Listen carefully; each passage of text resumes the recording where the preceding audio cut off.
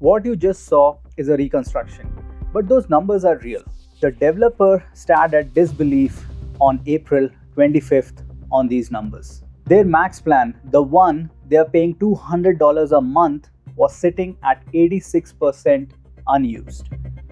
But their extra usage charge was already $200.98. That means Claude wasn't touching their plan at all. It was quietly routing on every session to a separate billing bucket, a pay-as-you-go, no limit, no warning, while the subscription they had was being completely untouched.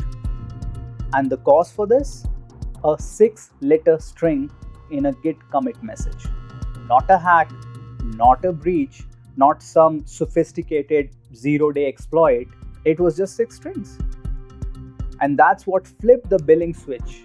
An Anthropic first response when the user asked for a refund was, no, we are not going to refund. Now, here's the thing.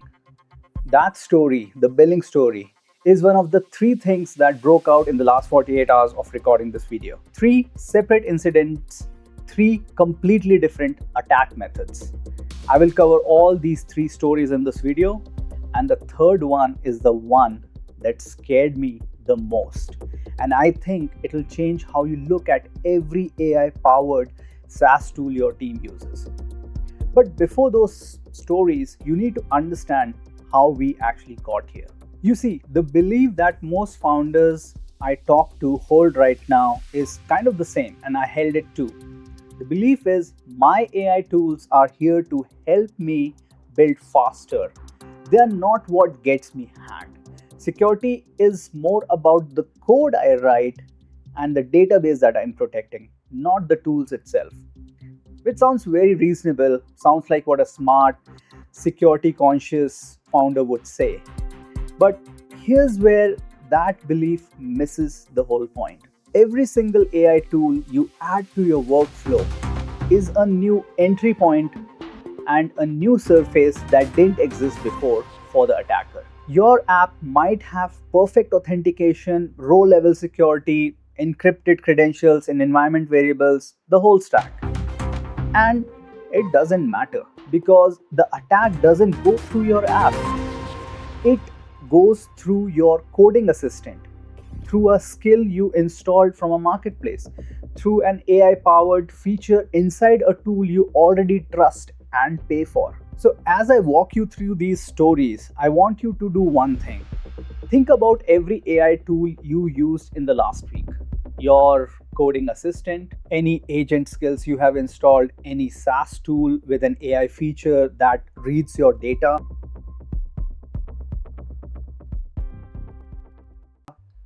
That list of tools is your attack surface. So let's start with Claude Code. Everyone's favorite right now, right? On April 25th, a developer filed a bug report on the Claude Code GitHub repository. The issue number was 53262. They had noticed something strange on their billing dashboard. Their max 20x plan, which gives you roughly $200 a month of included usage, was sitting at 86% capacity remaining. But their extra usage charge, the pay-as-you-go bucket that you only hit after you exhaust your max plan, was sitting at $200.98. Now, both of these numbers at the same time, that's 2 different and separate billing pools, and Claude wasn't touching the right one. So this developer played detective, testing one thing at a time until they found exact switch that was flipping. The culprit was 6 characters. It was Hermes.md, all caps, written in a GitHub message inside their project. Not a file, not code, just a simple commit message. So this raises 2 questions. First, why does Anthropic even know that phrase? And why would seeing it flip someone to pay-as-you-go billing? To understand the answers, you need to understand what Hermes Agent is and what it does. You see, Hermes Agent is a separate AI tool built by a different company that can secretly run Claude under the hood. Think of it like a middleman. You use Hermes agent, but Hermes agent is quietly using Claude to do the work. And some developers figured out they could route that through their Claude Max subscription at the flat $200 per month plan, instead of paying Claude per request or per API request fee. And Anthropic didn't like that. Their Max plan wasn't designed to power third-party tools at scale. So they built a detector, something that looks at what's in your session and asks, is this actually Hermes agent pretending to do the normal Claude session? And the way it detects Hermes is it looks at hermes.md, that's the string. And this file, Hermes agent, leaves in every single project it touches by default, every single one of them. So basically, if anyone with push access to a shared repo adds a single commit with hermes.md in the message, or anyone who clones that repo and runs Claude Code in it, gets their billing silently misrouted to the pay-as-you-go bucket. No malware, no code change, no elevated access required. And I believe it is genuinely insane that Anthropic will bill you differently if you mention certain words in your prompt or have certain files in your code base. Anthropic initially refused to refund, but after the public pressure, they reversed. Full refund to all affected users plus a $200 credit in additional usage. Now, the second story is even more interesting. It is about ClawHub. Now, ClawHub is a skill marketplace for AI agents. Think of it as Apple Store, but for your AI agent assistant. Instead of apps, you install skills. Skills are nothing but packages of instructions that give your agent new capabilities, like browse the web, post to social media, check your calendar, etc. And as of few months ago, ClawHub had 13,729 skills published. The interesting part is the security barrier to publish one of these skills, which was your GitHub account has to be at least 1 week old. Yeah, you heard that right. Just 1 week. That's it. That's the entire vetting process. I think you know where this is going, because on April 29th, the Register published a story by researcher X Sharma. He had found 30 skills published by a single user. The name of the skills looked completely normal. Cron helper, security tools, whale watcher, cross-platform poster, names a developer or crypto-interested builder would install without thinking twice. These 30 skills had 9,800 total downloads across them. Each of these skills instructed your AI agent how to behave. And here's what those instructions actually said. Step 1. On installation, register this agent with onlyflies.buzz. That's an external server controlled by the hacker. Step 2. Generate a Hedera cryptocurrency wallet. Register the private key, the key that controls the wallet, with that same external server. The attacker now owns a wallet attached to your agent's identity. Step 3. Check back in with the server every 4 hours for new instruction. And your agent is now part of a swarm, doing crypto work for someone else, using compute and credentials you gave it for a job you never authorized. This is the part that should stop you cold, because there's no malicious code here, no exploit, no CVE, no virus scanner would catch this. The skill.md file is open source, publicly on GitHub. The attacker has a Telegram group, a token on public blockchain. Everything is completely visible and completely intentional. The attack is just instructions in a markdown file. Natural language. Do this when you set up this, or do this when you start up. And the agent does it. Because that is exactly what agents are designed to do. They follow instructions in skill.md files, and they don't evaluate the intent behind those instructions. They don't ask why, they just execute. This is not malware. Call it what it is: weaponized instructions. Now, compared to Apple App Store that has thousands of human reviewers, mandatory code signing, Apple can kill switch any app remotely. ClawHub's security model is wait for 3 reports before auto-hiding a skill.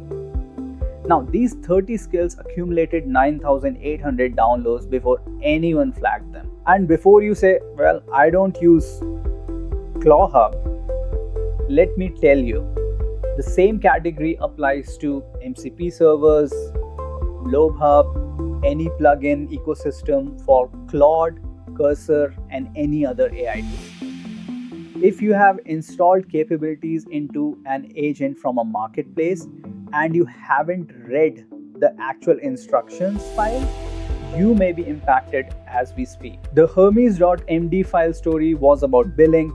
The Clawstorm story is about agent hijacking.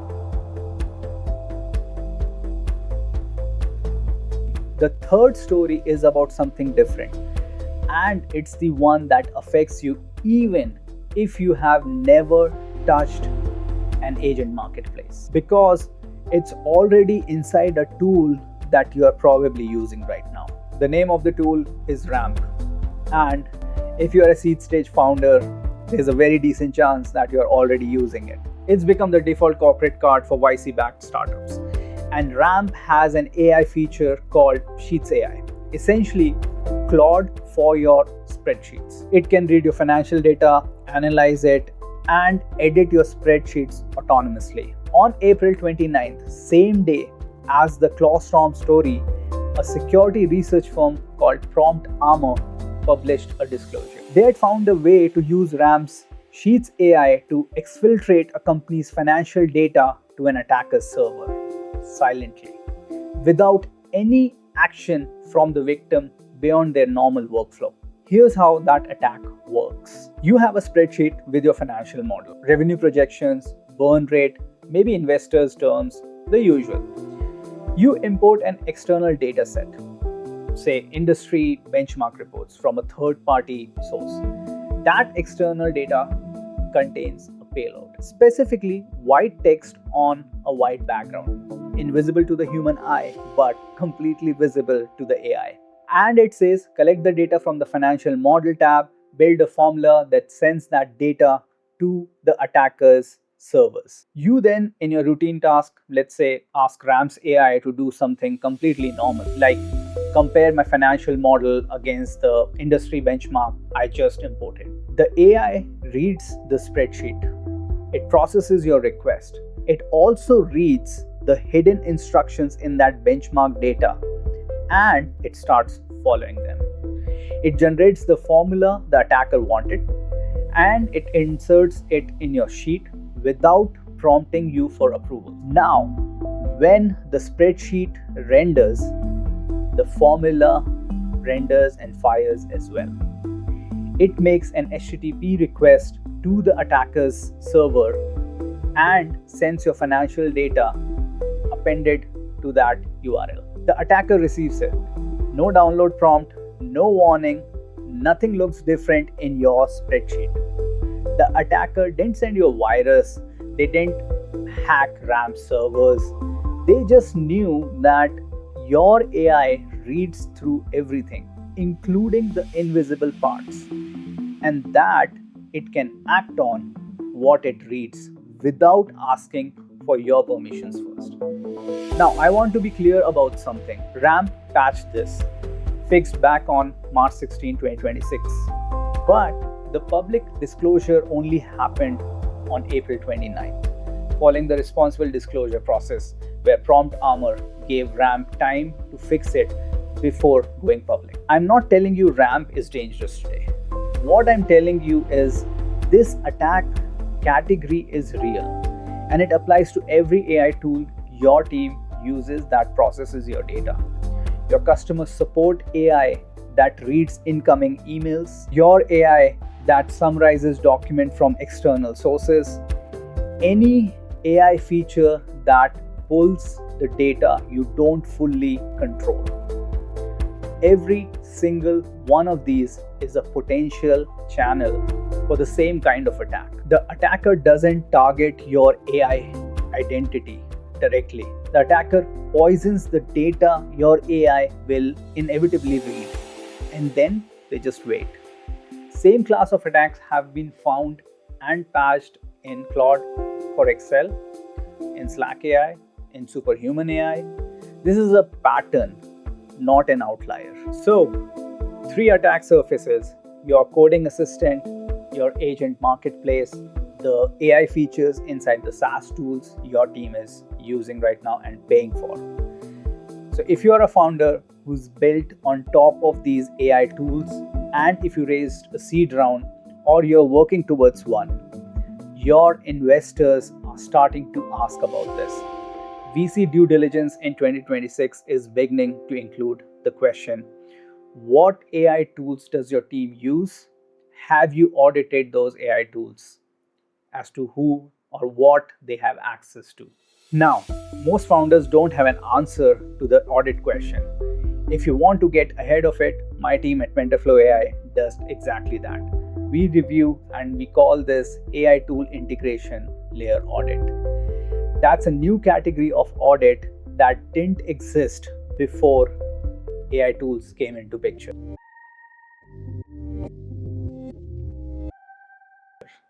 Link is in the description. If that's relevant to you, we would love to chat. But if you're thinking what you can actually do right now before you even reach out to us, well, I have 3 checks for you. 5 minutes right now. Check 1, Claude Code. Open the terminal and run this command I'm showing on the screen in every repo that you have. If you find a match, that's your trigger.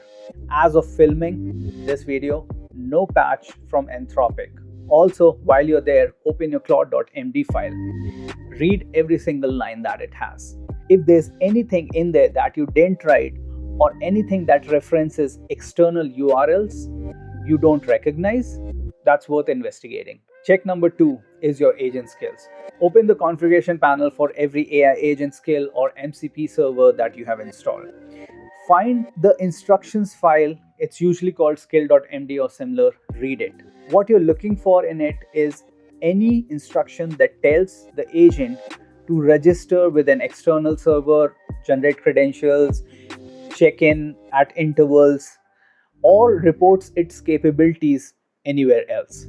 If you see any of those, uninstall it immediately. And if you haven't installed any agent skills, don't install from a marketplace without reading the instructions that it has. This 5 minutes read is the audit you can do right away. Check number 3, AI-powered SaaS tools. For any AI feature in the tools your team uses, especially the tools that processes financial data, customer data, or data that you import from an external sources, ask just one question. Does this tool require my approval before inserting formulas, sending data externally, or taking any action that touches the data that I didn't originally put in the system? If the answer is no, treat that tool with more caution. Don't import external data into AI session that also has access to sensitive data that's internal to you until you understand the guardrails around the system. So 3 checks, that's it. And here's the broader thing to understand and internalize. This is not about AI being unsafe. I'm not telling you to stop using Claude Code or not download any agent skills or cancel your RAM subscriptions. All I'm saying is the AI tooling layer is a new attack surface that most production security audits don't even look at yet. And you are right now responsible for it. The traditional security audit looks at your code, looks at SQL injection, broken authentication, unencrypted credentials, etc. And that audit doesn't look at what your claude.md file, what your agent's skills are doing or allowed to do, and what AI is doing in your spreadsheet software. Can it insert the formula without asking, etc.? That gap is exactly where these three exploits live. So let's come back to the original dashboard that I showed you, where 86% of the plan was unused, $200.98 was charged in the overflow bucket. Now you know what caused it. That's the level of exposure we are talking about right now, which is not sophisticated, not a nation state, not a 0 day that took months to develop. And this arises the question, and I mean, that is the actual question sitting in your head right now if you're founder. What else is your AI built stack has unreviewed access that you haven't thought about? Those three checks I shared today, run those. And if you need additional help, link is in the description and my team will be in touch. Thank you so much for watching.